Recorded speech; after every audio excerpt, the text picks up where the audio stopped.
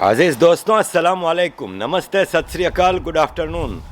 ये जो पाकिस्तान में 2-3 दिन से जो चल रहे हैं सिलसिले ओपोजिशन के जो जलसे हैं, ठीक है। मैं कभी भी, आपको पता है, आर्मी की सपोर्ट का बंदा नहीं रहा, ना इमरान खान का रहा हूँ। इसको लोग बहुत ज़्यादा एक्सपोजर दे रहे हैं और ये समझ रहे हैं कि पाकिस्तान में तब्दीली आ रही है और पंजाब से पहली बार कोई आवाज़ उठी है, तो ये गलत तासुर दिया जा रहा है। सारी कुर्सी की जंग है। आज आर्मी पीपल्स पार्टी को और नवाज़ शरीफ को मौका देगी, ये पुरानी तनख्वाह पे काम करना फिर शुरू कर देंगे, इसमें कोई दो राय नहीं है। मैं आपको बता दूं कि ये सिर्फ इक़्तिदार के लिए जंग है, इसमें इनको कहीं आर्मी से कोई मसला नहीं है। देखें, इसकी वाज़ेह मिसाल मैं ये दूंगा कि नवाज़ शरीफ ने जनरल जहांगीर करामत के ने जब उसकी हुकूमत गिराई थी 1993 में, तब भी इसने आर्मी की डीप स्टेट के बारे में काफ़ी हंगामा किया था और काफ़ी मसले हुए थे। और आफ्टर ऑल जहांगीर करामत को रिज़ाइन करना पड़ा था और लोगों ने कहा बड़ी तब्दीली आई, आर्मी को डब्बे में बंद कर दिया, ये वो कुछ नहीं हुआ। फिर वो आ गए जनरल अब्दुल वहीद काकड़, उन्होंने नवाज़ शरीफ का कान पकड़ के बिठा दिया कि चल भाई अब बेनज़ीर भुट्टो की बारी है। बेनज़ीर भुट्टो फिर उनके साथ काम करने पर तैयार हो गई। ये लोग हमेशा सिविलियन गवर्नमेंट को मुख्तलिफ कंडीशंस पे गवर्नमेंट देते हैं और ये हमेशा कबूल कर लेते हैं, बहुत peoples party and Nawaz Sharif. फिर जब 97 में नवाज़ शरीफ को वापस हुकूमत मिली, ये आराम से मज़े से आर्मी चीफ के साथ काम करते रहे। लेकिन फिर जब मुशर्रफ ने 99 में वो किया, तो आपने देखा कि मुशर्रफ को हवाई जहाज़ तक इसने नहीं उतरने दिया। उस वक्त भी बड़ा हंगामा मचा था कि पंजाब का गबरू शहर आ गया, ये हो गया, वो हो गया। कुछ नहीं हुआ। गबरू शहर ने माफ़ीनामा लिख के चले गए और सऊदी अरब को बीच में डाल के वो 10 साल का माफ़ीनामा लिखा था कि मैं सियासत नहीं करूँगा, ये वो, चले गए। मज़े से सऊदी अरब के महलात में रहते रहे, बिज़नेस करते रहे। फिर जब मुशर्रफ कमज़ोर हुआ तो यही deep state, general Pasha, ISI का चीफ और ज़हीरुल इस्लाम, ये नवाज़ शरीफ को वापस लाए। ये कंडीशंस पे NRO मौजूद है ना। नवाज मुशर्रफ के दौर में अबू धाबी में मुलाकात हुई थी, बेनज़ीर भुट्टो और नवाज़ शरीफ ने NRO साइन किया था और फिर ये आए थे आर्मी की इजाज़त से। फिर इन्होंने वापस सियासत शुरू की। फिर बारियां लगीं कि पहले 5 साल पीपल्स पार्टी को मिलेंगे, तो जरदारी साहब ने लिया 5 साल। फिर 2008 से 2013 से फिर नवाज़ शरीफ को दिया गया। उसका भी रिकॉर्ड मौजूद है। नजम सेठी ने खुद कहा था कि नजम सेठी के बारे में इमरान खान ने कहा था कि 35 पंचर लगाए थे और पंजाब में ज़बरदस्ती नवाज़ शरीफ को जिताया गया, आर्मी की मदद से ये जीते। फिर क्या हुआ भाई, जब नवाज़ शरीफ को इस्तीफ़ा देने पर मजबूर किया गया और उसके खाकान अब्बासी को इन्होंने वज़ीर आज़म बनाया, उस वक्त नवाज़ शरीफ क्यों नहीं बोले? उस वक्त आके बताते। आज कह रहे हैं कि मुझे ज़बरदस्ती इस्तीफ़ा दिलाया गया, उस वक्त क्यों नहीं बोले? ये आज भी आर्मी के अंदर, जैसे कि मैंने आपको बताया कि 3 जनरल हैं जो आर्मी को रूल कर रहे हैं इस वक्त, कमर बाजवा, आसिम बाजवा और फैज़, ISI का चीफ। अब आर्मी के अंदर भी रिजेंटमेंट है। अभी एक खबर आई थी कि लास्ट वीक एक लॉन्च भर के, बोट भर के डॉलर्स की करोड़ों अरबों डॉलर भेजे गए हैं। अब आर्मी के अंदर भी एक रेजेंटमेंट आ गया है कि ये 3 लोग इतना लूट के सब कुछ करके भाग जाएंगे, फिर क्या होगा? तो आर्मी ही इसको सपोर्ट कर रही है। बगैर आर्मी की मर्जी के ये लोग हिल भी नहीं सकते।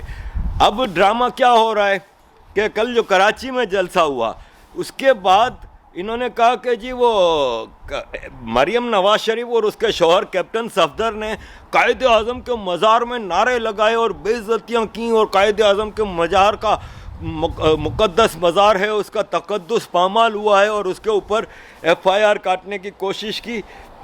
जबकि इसी कायद आज़म के मज़ार पे 2 साल पहले इमरान खान की पार्टी आके इमरान खान ने भी वहाँ नारे लगवाए थे। तो ये सब टोपी ड्रामे हैं। अब कल क्या हुआ? कल रात को, मतलब आज सुबह 7 बजे, मरियम नवाज़ कराची के जिस 5 स्टार होटल में ठहरी थी, उसका दरवाज़ा तोड़ के सिंध पुलिस अंदर गई है। याद रखिएगा, सिंध में पीपल्स पार्टी, बिलावल भुट्टो की पार्टी की हुकूमत है।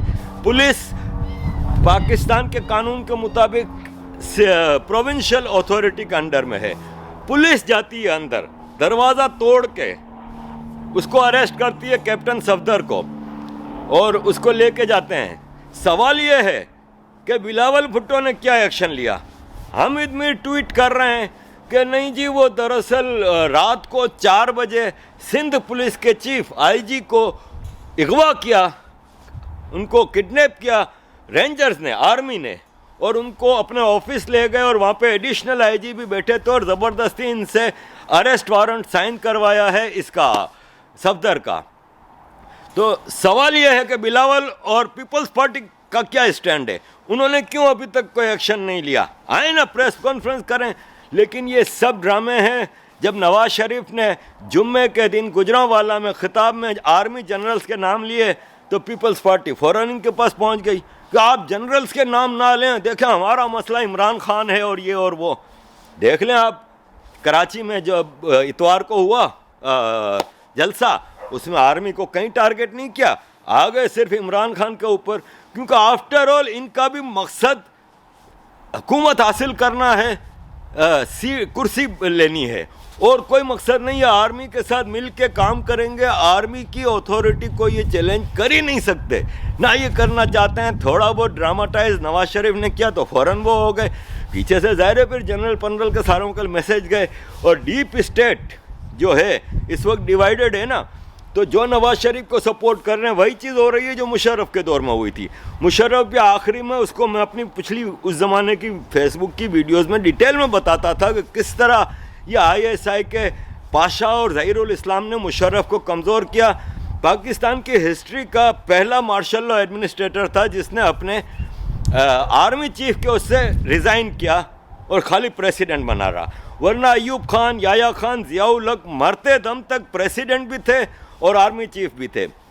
अयूब खान ने जब आर्मी चीफ से इस्तीफ़ा दिया, याया खान को आर्मी चीफ बनाया, कुछ महीनों में इसको रिज़ाइन करके अमेरिका भागना पड़ा। तो पाकिस्तान में जब आर्मी चीफ की पोजीशन से वो इस्तीफ़ा देता है ना, तो इसका मतलब वो कमज़ोर हो गया है। अब वो उनके कंट्रोल में आ गया है डीप स्टेट के। मुशर्रफ के साथ यही हुआ, मुशर्रफ को ज़बरदस्ती 2007 में इस्तीफ़ा दिलवाया गया आर्मी चीफ से, फिर उसको इलेक्शन भी कराने पड़े, पीपल्स पार्टी को हुकूमत भी देनी पड़ी और उसी पीपल्स पार्टी को मुशर्रफ ने हलफ लिया और उनको मिनिस्ट्रियाँ दी। और यही नवाज शरीफ जो भाग के गया था मुशर्रफ से, वो उसके मिनिस्टरों ने भी मुशर्रफ से हलफ लिया था, ओथ लिया था मिनिस्ट्रियों का। तो ये पाकिस्तान की बड़ी बदकिस्मती है, यहाँ पे आर्मी को ये लोग चैलेंज नहीं कर रहे। ये आज भी आप देखिएगा, इमरान खान को हटा के आर्मी वापस इनमें से किसी को ले आएगा, चूचों का मुरब्बा। इसमें मुल्ला हमेशा यूज़ होता रहा है। और इस वक्त जो पंजाब के लिखारी हैं, और ख़ास तौर पे ये जो यूरोप और कनाडा वगैरह में बैठे हैं, जो पंजाब के सो कॉल्ड लिबरल्स, जो बात बात पे फ़ौरन मुहाजिरों के ख़िलाफ़ अपनी नफ़रत का इजहार करने आ जाते हैं, वो इस वक्त कह रहे हैं कि नहीं, नवाज शरीफ तो शेर दा पुत्र, पंजाब की आवाज़, ये वो। कुछ भी नहीं है भाई साहब, कुछ भी नहीं है। ये टोटल ड्रामा है।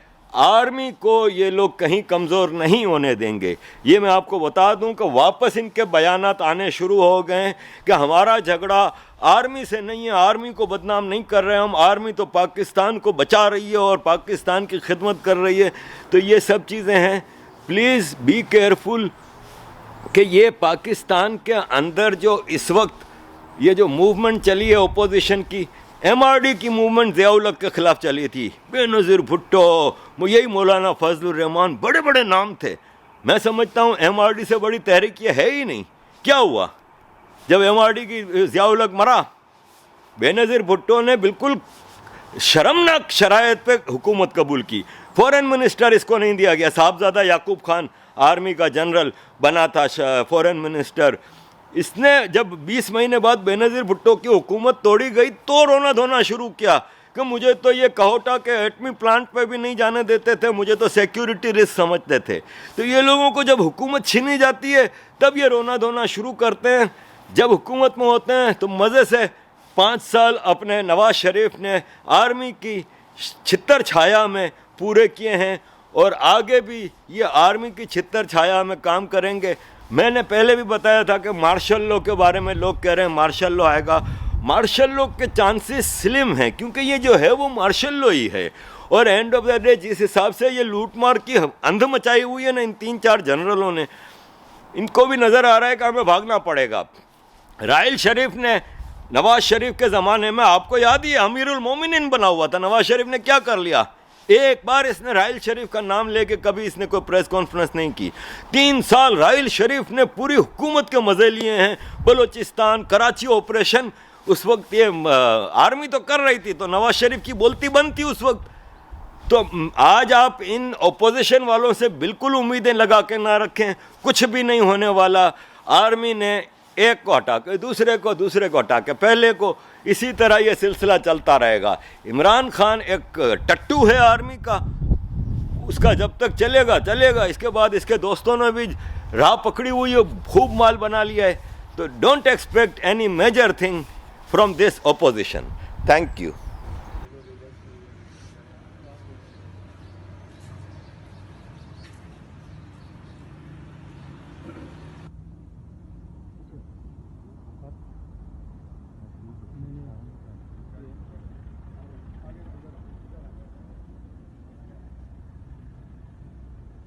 वोट को इज्जत दो, वोट को इज्जत दो, वोट को इज्जत दो। मादरे मिल्लत जिंदाबाद, मादरे मिल्लत जिंदाबाद, मादरे मिल्लत जिंदाबाद। अयूबी मार्शला मुर्दाबाद।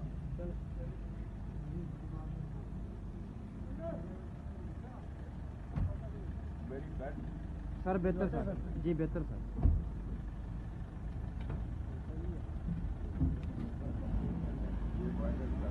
जी सर बेहतर सर।